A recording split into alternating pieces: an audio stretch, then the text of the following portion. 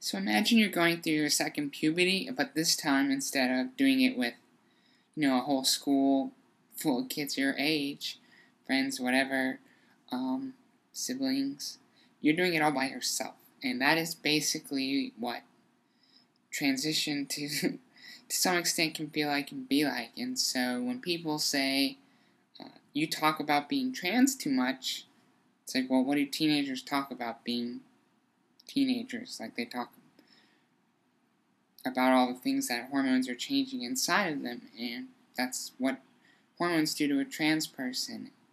Which isn't to say that, there isn't some truth to maybe being told by somebody that you talk about the trans too much, you talk about being trans too much, all the changes, things like that. And I think to some degree that's true.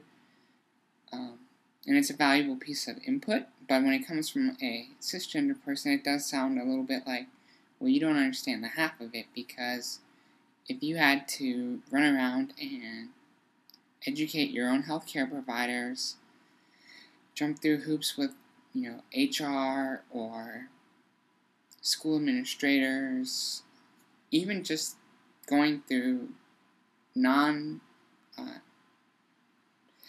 difficult but still bureaucratic things like changing your name, changing your identifications. You have to spend all this time, go around and do all these things to just simply change your identity, and you have to figure out how to do these things yourself, because there are no resources out there designed for somebody like you to tell you how to do what kind of paperwork you need, because that varies a lot state by state, things like that.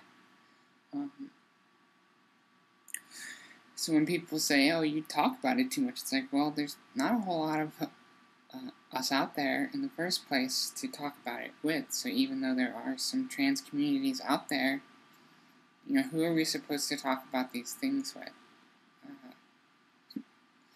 Other than people we know. And then, yeah.